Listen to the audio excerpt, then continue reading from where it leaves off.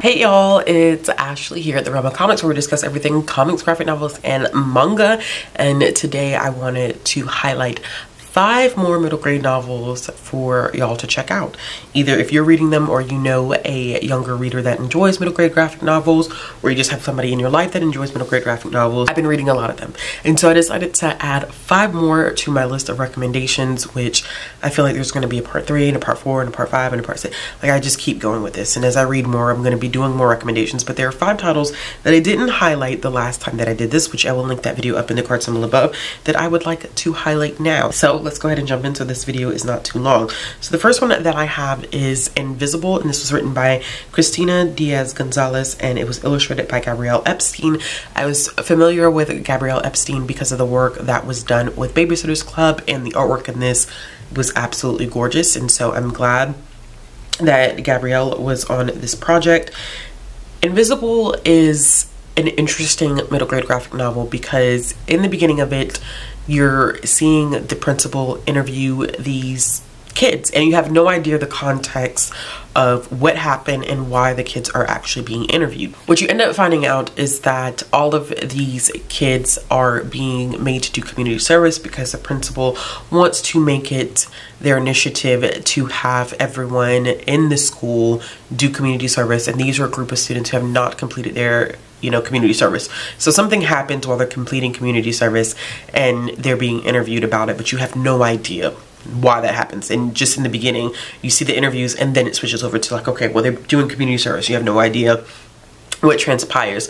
What I loved particularly about this middle grade graphic novel is that this is one of the first times, at least in a middle grade graphic novel, that I've seen this kind of addressing of groups not being a monolith. So each one of these kids is Latin, and you see how bigoted and racist people can be, especially with the cafeteria worker that they are being supervised by while they're doing the community service, because they're doing it in cafeteria work and around the grounds and areas like that, and she automatically assumes that every one of the kids is Mexican. They all have the same experience.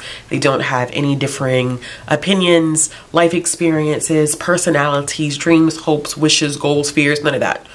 They're all Mexican, so they all must be the same. And so I like that this story definitely took that scenario out, or took that social commentary piece and dropped it dead in the center of this graphic novel. I think that it addressed a lot of important topics, including poverty, accessibility to resources. It was just all around just a really great graphic novel. This was also a bilingual graphic novel, which I am not too sure that I have read a bilingual graphic novel. I have seen graphic novels be translated for kids into Spanish. Particularly Spanish is what I've seen the most of, but I have never seen a bilingual graphic novel, and so that was definitely a great feature of this one. So if you're looking for something along the lines of that, with beautiful artwork, beautiful, stunning, amazing artwork. I love the color palette that was chosen for this one. Just the lining and the inking, and this was done very well. But I also was not shocked because of the work that, like I said, that Gabriella has done with Babysitter's Club. So it looked familiar to me when I started to read it. The next one that I have to recommend to you is Freestyle. This is by Gail Galligan.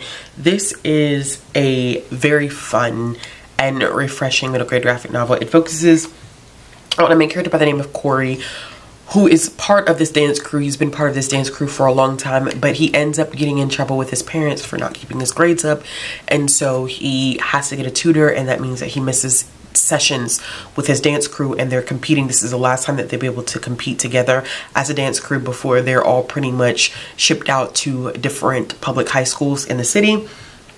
And he ends up getting a tutor that's really into yo-yoing, and she introduces him to the world of yo-yoing, and he becomes like obsessed with it and really loves it and begins to respect the art and the craft that goes into yo-yoing.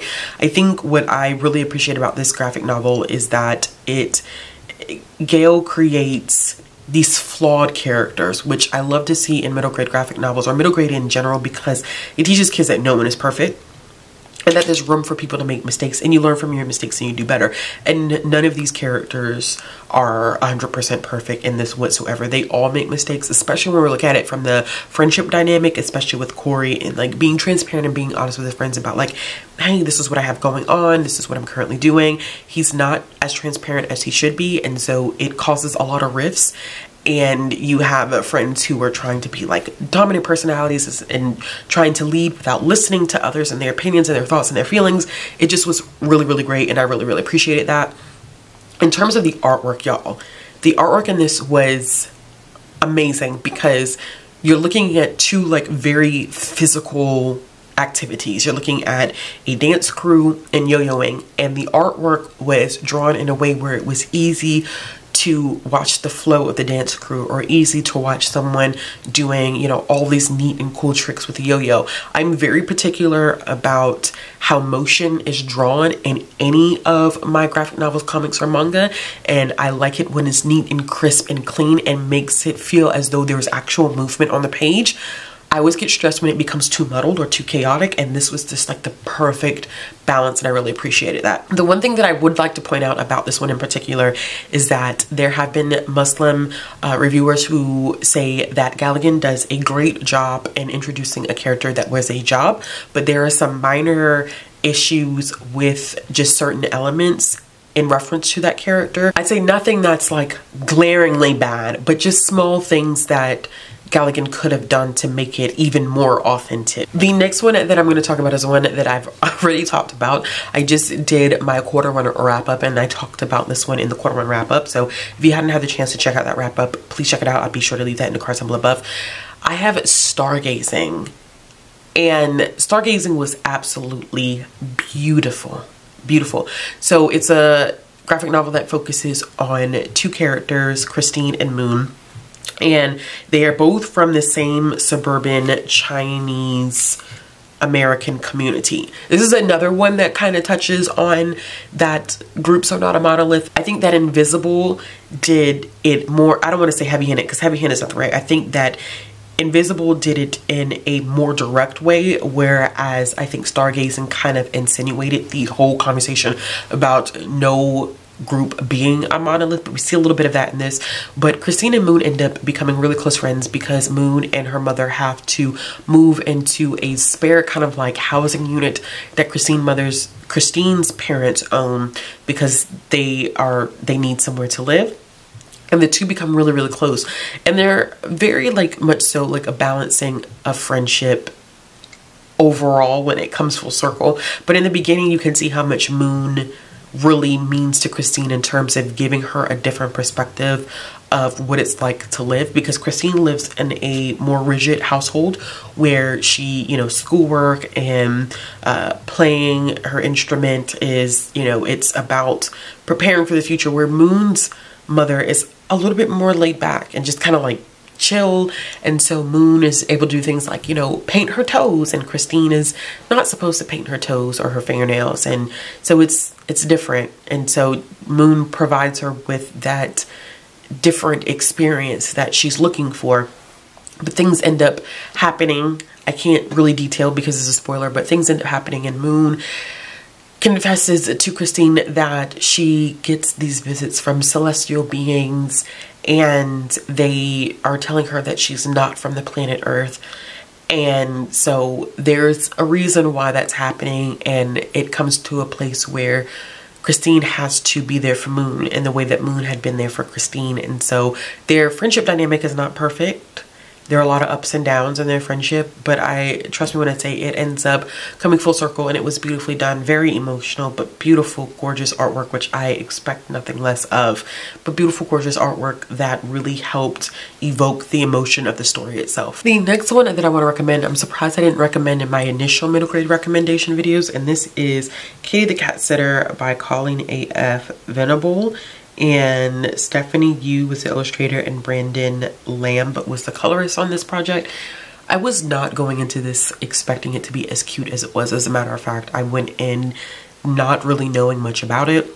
This is about Katie, who wants to go to a summer camp as summer is approaching. Unfortunately, her mother can't afford to send her to camp, and so she's looking for a variety of jobs that will allow her to raise enough money to go to camp. And so she decides that she's going to cat sit for her neighbor. And her neighbor is not exactly who she thinks her neighbor is. I think that this one did a great job, not only in terms of the artwork and the coloring, they were absolutely gorgeous as well. But this is for those middle grade readers that love superheroes, but are not necessarily into diving into DC and Marvel. This is also for those adults who like middle grade graphic novels that are like, I'm not into DC Marvel. This does touch a little bit on superheroes. I love that it talks about the socioeconomic statuses, like the differences between young people, because I think that's often important for young people to recognize. Even my daughter, who's 3 years old, is starting to recognize like when, someone may have something that we don't have, or we have something that someone else doesn't have, and it could be due to socioeconomic status. She's starting to recognize this, and I think that this also is a good conversation point for those differences in socioeconomic status. This also touches on the idea that good and evil are not black and white, and that the perception of good and evil is often a little bit more skewed than we like to give it credit for. But overall, it was just fun and charming and delightful. The third one actually drops this summer, I believe. So I need to pick up the second one. As a matter of fact, by the time I get off this video, I probably need to go ahead and just put a hold on it, because, that's what I need to do. I need to go ahead and just put a hold on it, girl. Put a hold on it. The next one that I have, and the final one that I have on my list, is Big Apple Diaries, and this is by Alyssa Bermudez. This is a autobiographical work of Alyssa's experience growing up in New York in the 90s up until the early 2000s. And while I think that, I'm gonna go ahead and just put this out here, I think that a lot of people are gonna assume that this is going to hyperfixate on the events of 9/11. It does cover that because Alyssa was in New York at the time that 9/11 happens, but this also is based on journals that she kept at that age. So you're going to see a lot of things that discuss like puberty and friendships and, separation of parents and trying different things. And 9/11 is captured in this, but it's not going to be as detailed, I think, as some people may expect, because you have to think about the fact that she's writing this based off of what she remembered at that time, at that age, when she was writing her journals. This does veer off, I should say, a little bit from the traditional kind of panel work that you would see in a graphic novel, because it includes diary entries and stuff like that you would see in Diary of a Wimpy Kid, which is not that it's not enjoyable, but I just also like to point that out. This is also done in all shades of blue, which I always find to be relatively interesting, because I never know how I'm going to do when a artist decides that they're only going to use one specific color and then just change the hue of that color. I'm like, oh gosh, like how's this going to work? But it worked very, very well with this. When I did read it, I gave this 4 stars. I did wish that it did touch a little bit on the rise of Islamophobia, but of course I had to check myself on the fact that at this age Alyssa probably was not really aware of that. I think she was aware of the rising tensions, but being able to put the words to it, I don't think she would have been able to do that at this age. So in the sense that I commend Alyssa, because she stayed very true to what she was really thinking and feeling at that age, and not allowing her adult self to fill in parts based off of things that she would think and perceive now. So if you like kind of like autobiographical middle grade graphic novels, I would recommend that one. Alright y'all, so those are 5 more middle grade graphic novels for those of you who are interested in reading them.